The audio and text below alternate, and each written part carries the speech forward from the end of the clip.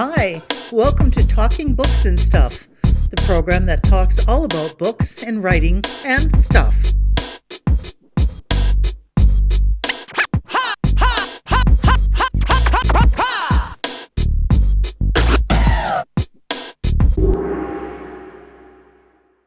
Here's your host, Dennis Rimmer. And welcome back. This is Talking Books and Writing and Stuff, and today we're talking about books and writing and a whole lot of other stuff with David Moore, that's M-O-R-E. He hails from Kingston, Ontario, at least that's where he is right now. So, hello David, and how are things in your neck of the woods?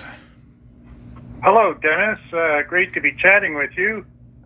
Things are good here. I'm busy because I'm finishing off a doctorate in history after I retired, just for fun. So it's a lot of book work, but I'm having fun with it. That's good, and we're talking with David Moore especially about his 4 volumes so far, the Smithyman Saga.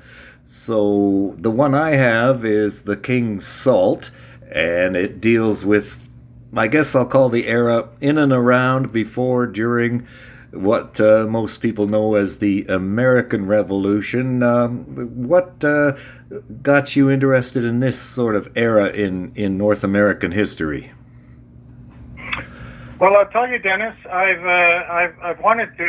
been writing for a long time, since I guess 77 was my first paycheck.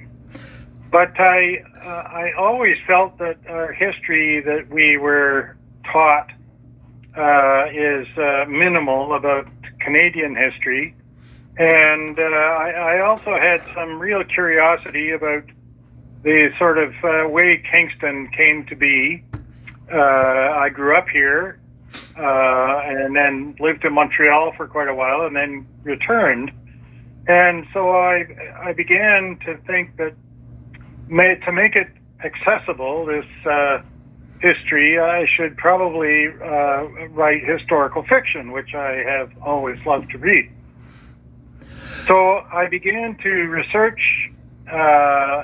Kingston, and I sort of began with street names. And so, why do we have one of the main streets called Johnson Street or William Street? And as I researched, the more I discovered these absolutely amazing histories that, before the American Revolution, they took place in New York State, but those folks came here. Many of them, of course, as Loyalist refugees. But, Molly Brant, whose at least last name is very familiar to people, is buried here.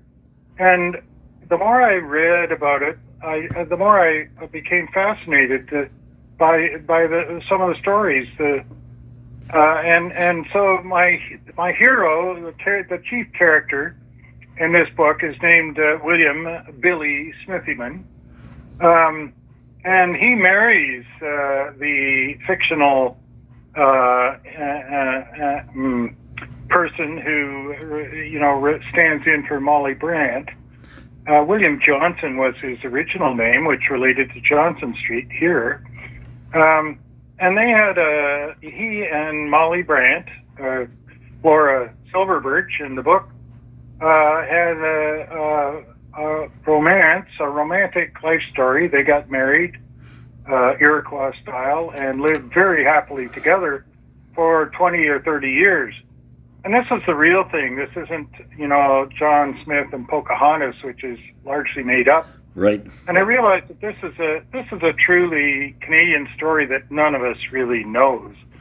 So I wanted to put this into a historical novel to try and let Canadians and others, of course, understand a bit more about where we come from. And that's part of the Smithyman Saga. The one I have, like I said, is The King's Salt, talking with David Moore from Kingston. So the reception to your books, how has that been? Well, it's been in some ways excellent. The first book, which is called The Eastern Door, won 2 independent publisher awards, a silver and a bronze. and the second one won another bronze medal. And I've had really fine reviews from readers that really stand in my mind as encouraging. I started to publish them. I self-published them initially, and the reason for that was I'm now retired and I should say over 70, so I'm hopefully going to get my COVID vaccine very soon. Same here. There are some advantages to being an elder, you see. That's right. But as I studied writing under the Humber College, and I realized that the story had to be constructed in a certain way, and so more and more it became a historical fiction rather than a textbook of history. Now, of course, I was working with a chap back in the 80s out in Vancouver when I was in radio, and of course, one of the things he said was, well, Canadian history, it's so boring. Who cares?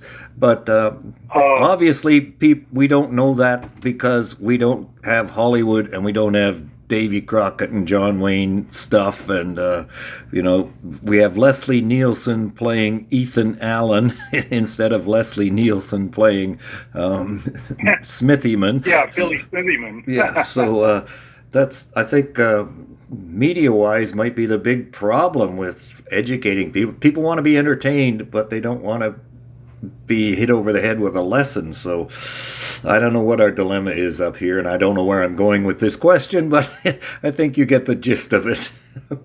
Well, I think you're absolutely right, and as a proud Canadian myself, I kind of put it down to the fact that people mock Canadians for being, not having an identity, where the only identity we primarily have is we're not American. But there is a reason for that. During the period of the books, I'm working on the fifth book in the series, which will end after the War of 1812. During the period of these four books, the Americans invaded us twice, and we beat them both times, by the way. But we've always lived, since the very earliest days, including under the French regime, under a shadow of colonies that became the United States that were 10 times more populous than we were. And this was true during the Revolutionary War and true during the War of 1812. And so we've always lived in this shadow. And as a sort of a hacker, kind of a gardener, I know what that means to live in constant shade. You just find it difficult to thrive in many cases. And I think that's part of Canada's metaphorical issue, is that and it's a very real issue. We have this long undefended border, but it's difficult without being in our own little patch of sunlight to grow an identity. And some other things that contributed to that too, the structure of our Constitution, which gave the provinces the right to teach history and not the federal government, meant that we have really no national dialogue that we could create like the Americans have.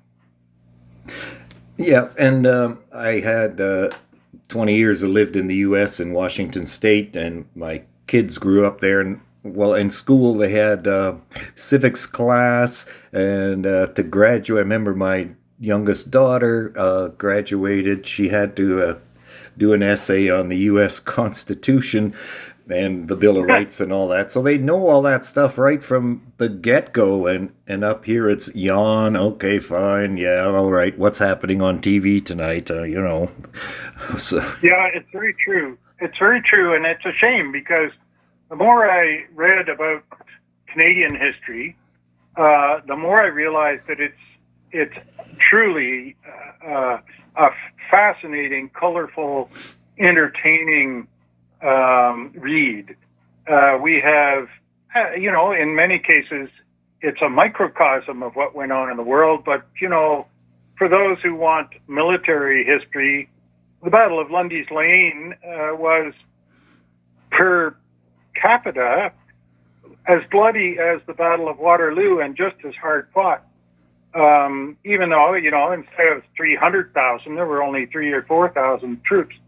But if you look at that, carefully, and that's where my inspiration kept going with Billy Smithyman, and to create this family saga that includes a whole bunch of things. I discovered, among other things, that as something I didn't know, and I've been a sailor since I was, I guess, about 12 or 13 on Lake Ontario and elsewhere, and interested in maritime history. But I didn't know that during the 7 Years' War, which, of course, as you know, ended pretty much with the Plains of Abraham Wolfe defeating Montcalm, and then both of them dying, that war on Lake Ontario had a naval component, and there was a fellow named LaForce who was Commodore of the French Navy on Lake Ontario during the 7 Years' War. Well, who knew there was a French Navy on Lake Ontario? That's right. Who knew? And who knew? And even more fascinating, this guy LaForce won the only battle between the British and the French on Lake Ontario in history. And then 20 years later, he was hired to do the same work for the British during the American Revolution on Lake Ontario. So it's a full circle kind of a career, an amazing Canadian story. And he is the first Canadian-born naval flotilla commander in history. And he worked, the only one to work under the French royal flag and the British flag. So we're talking about the era of, I always called it the French and Indian War, and you call it the 7 Years' War. So that's kind of the era that your stories begin in, and then, like you say, it's going on to the War of 1812. We're talking with David Moore, by the way, from Kingston, Ontario, here on Talking Books and Writing and Stuff, and his 4-volume, soon-to-be 5, Smithyman Saga. So back then, I guess the borders were pretty fluid or even non-existent? Yes, the borders really didn't exist in any firm way until they drew a line down the center of the Great Lakes and the St. Lawrence River at the end of the American Revolution, which created a brand new border. Before that, there were colonial borders and indigenous territories, and that was really about it. Whatever you could defend or establish with a fort and hold on to it was your territory, and by the standards of the day. And so the Billy Smithyman and Laura Silverbirch grow up before and during and after the French and Indian War. And their story, a lot of which takes place in what is now New York State, but was then colonial New York, a province of Britain, right, is also our story. And we tend to ignore that because now there's a big border between us. So we figure that's American history. And the Americans don't want to know about these Tories that resisted the revolution. So they ignore it too. So between those two big cracks, these stories are lost. And the Smithyman family, they're loyalists, right? The United Empire loyalists or British Empire loyalists, and that must have been. They are. Go ahead. Sorry, go ahead. No, so that must have been a pretty tough go when you're overwhelmed by these revolutionaries. Oh, they had a very hard go.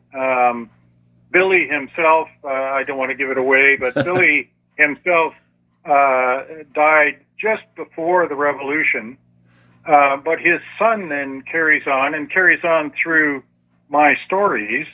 And his son in real life, Sir John Johnson, was the fellow, he raised a regiment and paid for it of loyalists all by himself, called the King's Royal Regiment of New York, and fought against the Americans until the war was over. And then they appointed him the guy in charge of settling the loyalist refugees in Ontario, and which he did and accomplished. But we know nothing of this at all.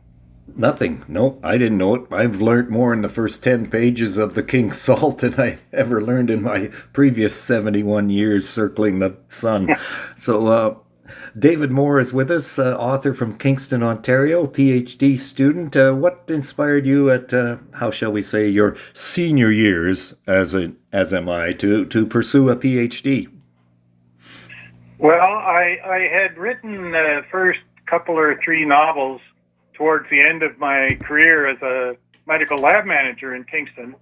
And when I finally retired, I ended up thinking that I wanted to write a proper biography on one of these guys that I mentioned, Hippolyte Laforce, who was the French Commodore on Lake Ontario. But I wanted to go, so I decided to go back to school and do a master's degree just to find out really how professional historians write biographies.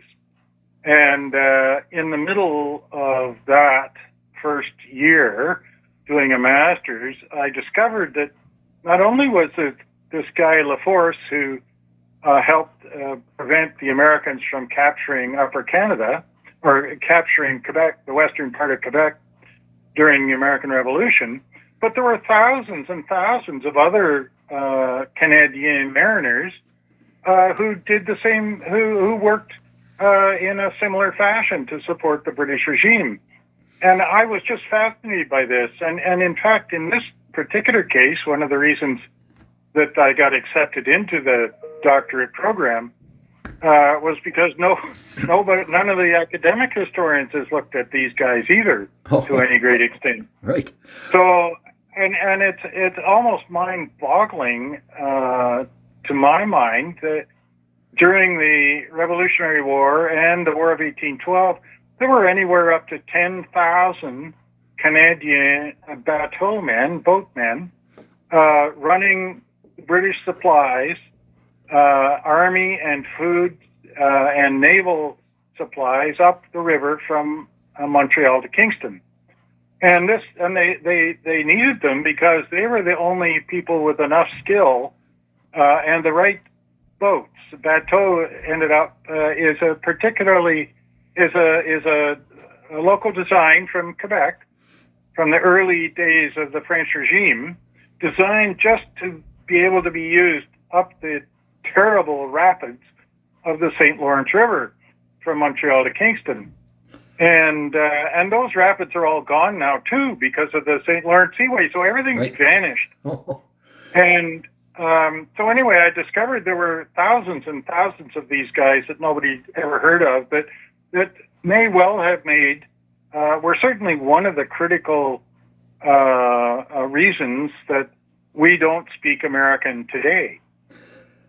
Speak American, that's right, because it is a different language. I know when I lived there, it's like I'll say pencil crayons and they'll say colored pencils, and I'll say a bag lunch and they'll say a sack lunch, and all sorts of stuff. And interesting stuff. And you know, there are, as you say, many distinctions in language itself, but as a metaphor, I think it also has meaning that if we had lost either the American Revolutionary War, and I had been almost unaware that the Americans invaded Quebec in 1775 and captured Montreal and then sieged Quebec City for 6 months. Right. Before they were driven out. And then, of course, we all are fairly familiar about 1812 to 14 when they tried to do that again. But if it hadn't, if we had lost either of those, there would be no Canada today. I don't think. Right, and the soldiers, the people, men, women, the settlers, as we're called, they weren't British people that came over here and then left again. The soldiers, they were a lot of homegrown people, as it were. Oh, for sure. During the Revolutionary War, at the beginning, out of the total population of what was then the colony of Quebec, there were about 80,000 French Canadians, French Quebecers, and about 3,000 British all told, including nearly 1,000 soldiers. So there were almost no English people here then. The British did ship over a bunch of regular soldiers to help defend the place, but they actually didn't do that well during the Revolutionary War, and it was the Loyalists really who worked from points west of Montreal in Detroit, Fort Niagara, and from Carleton Island near Kingston, who raided into American territory, and really at the end of the war they held all of the Northwest, and when the Americans at the peace negotiations tried to claim all of Canada, as Benjamin Franklin tried to do, the Brits, all they had to do was point to the map and say, well, you don't control any of this. It is the Loyalists and our Indigenous allies that control all of that. So Canada remained a part of the British Empire, in part because of these Canadian boatmen and mariners who sailed warships on the Great Lakes and ran these bateaux up and down and actually built the warships as well. And good old Benjamin Franklin, who was Canada's first postmaster general when he was living in Halifax. So, and then he tries to give us the stamp of disapproval, as it were. Oh, nice pun there, Dennis. That's very good, yeah. The Indigenous warriors, they kind of switched sides to whatever was to their advantage. Is that the good way of describing it? Well, that there's certainly, as you're aware, both the British and the French and the Americans were all invaders. Right. This was not our country when we arrived; it was theirs. So, over the first couple of 100 years, they developed, through hard work and suffering, developed various policies that they used to help defend themselves. And, certainly they wanted to pick winners. So in the Revolutionary War, it split the Iroquois Confederacy, which had been very, very important. It's an old federation that I think modern historians think began around 700 or 800, perhaps even longer, 1,000 years ago.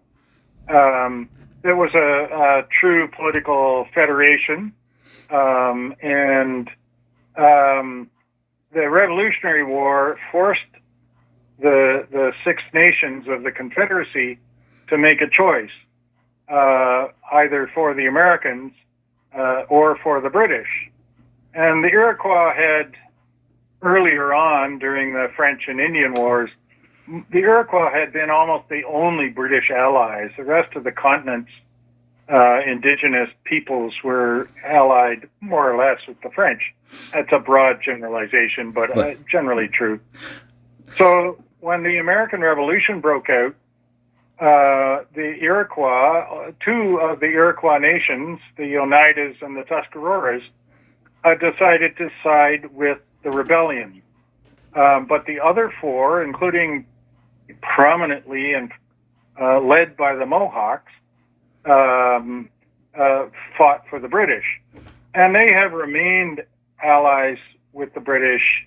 And Billy Smithyman, Sir William Johnson, was instrumental in cementing an alliance between the British and the Mohawks. And Molly Brant, of course, was a Mohawk. And when she married, when Laura Smithyman, Laura became Laura Smithyman,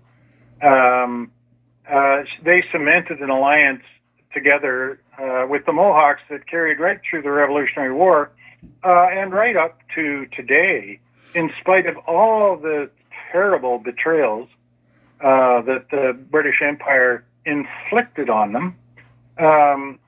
They were among our most stalwart allies ever in history. So it's like we missed the great opportunity to make this even better than it is right now. The Canadian ideal could have been a whole lot better, but of course, being arrogant imperialists, we blew it. Well, I think, we certainly partly blew it. I have to say, I'm more optimistic now about renewing that and rebuilding that alliance in the wake of the Truth and Reconciliation report, which actually spells out what we should be doing to rebuild that. But you're absolutely right. The alliance could have been far more substantial than it ended up being, with just European domination of and subjection of the indigenous owners of the country itself. We're talking with David Moore here, especially about his Smithyman Saga. It takes place in and around, the 7 Years' War, American Revolutionary War, all the way up to the War of 1812, but not necessarily all about war. And one thing I've noticed on the cover of the King's Salt, we have a sailing vessel. What type of boat is that? Well, I'm glad you noticed that. That's a square rigger, as they call them, of a design that became, very popular in the 16th, 17th, 18th, 19th centuries.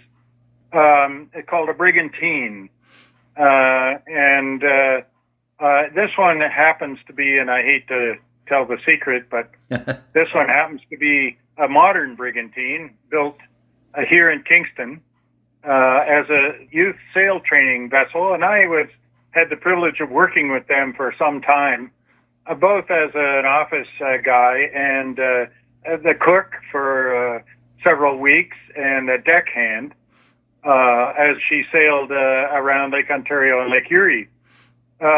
Anyway, it's a traditional rig of the boat with wooden spars, wooden masts, and that's on the cover because there are several chapters in all of the books, in each of the books, that relate to sailing, and starting really with our guy Hippolyte de Saint-Remy, who is in charge of the French fleet on Lake Ontario, and this in the King's Salt, it's about transplanted loyalist Nova Scotian, who was one of Billy Smithyman's employees. Billy owned what's called a Hudson River sloop going up and down the Hudson River between New York and Albany. That was my next question. What's the Hudson River boat? And you've answered it for me. Yes, and they're beautiful single-masted wooden cargo and passenger ships that plied the Hudson River, up until the end of the Age of Sail. Anyway, so this fellow who was close to Billy and was one of his, as Billy rose to fame and power and wealth in New York colony, he hires this gruff old teetotaler captain to run his Albany sloop on the river. And when the revolution comes, that fellow remains loyal and has to flee to Nova Scotia. But there and in fact he sails Billy's sloop to Nova Scotia, and then becomes a privateer. And it becomes quite a reasonably successful privateer. But along the way, as privateers and naval vessels often did, they changed the rig, and so he made his ship a brigantine for a time. So I was really happy to be able to use a brigantine on the cover because it does represent the period in a very real sense. We're talking with historian and writer David Moore from Kingston, Ontario, talking about The King's Salt and other books.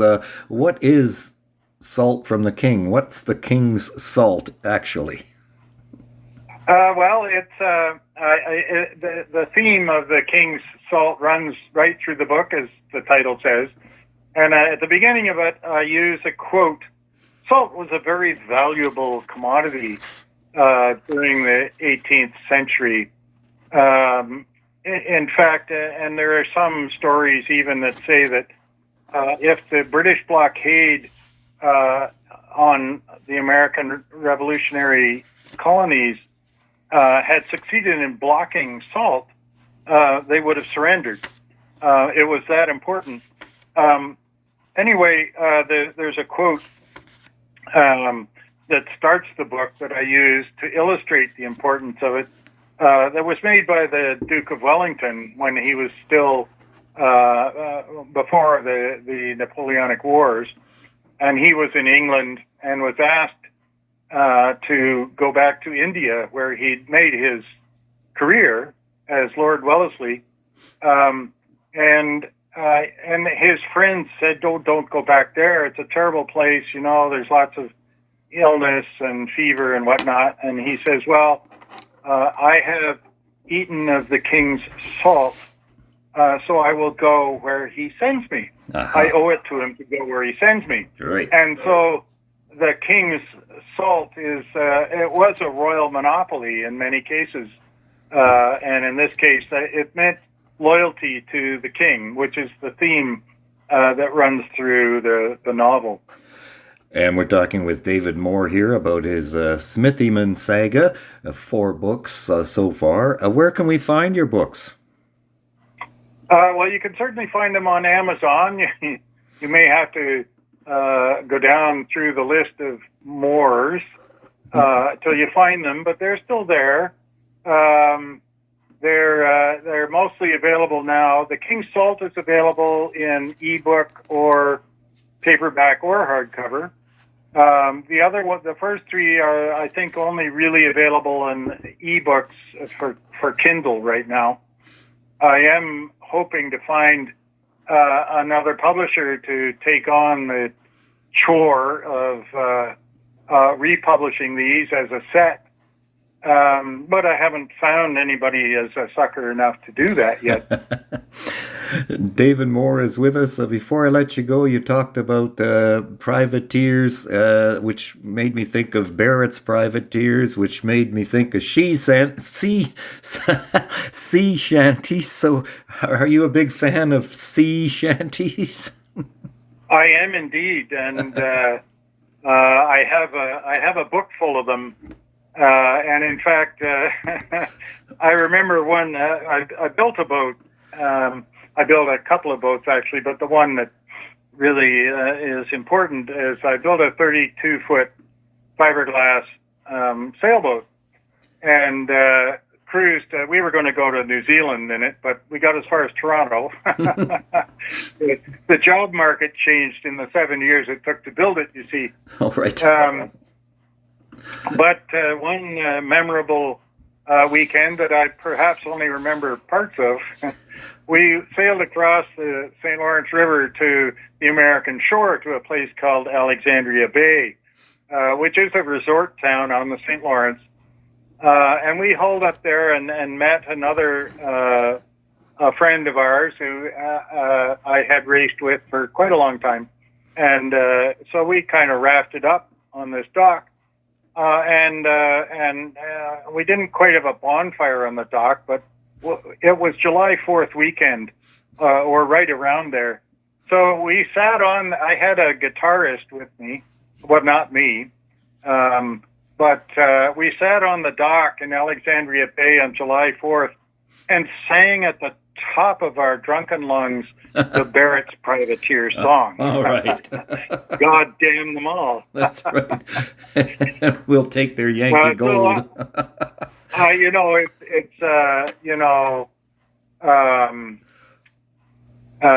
Stan is, a great Canadian hero. It's such a tragedy that he died. He's written, songs about the Great Lakes that are just superb. And that's, I guess we'll have to leave it at that note. David Moore, More, Look for his books online and anywhere else you can find them. And we'll let you get back to work on the 5th one of the Smithyman Saga. So thank you very much for being with us today, David Moore from Kingston, Ontario. Thanks, Dennis. It's been an honor and a privilege. I'm very grateful. Thank you very much. You take care. Thank you for visiting with us today. This is Talking Books and Stuff with Dennis Rimmer. Contact him at dennis@talkingbooks.tk. Thank you, and may all the good news be yours. Oh, and don't forget to check out his book, The Great Canadian Notebook, available across Canada and at amazon.ca.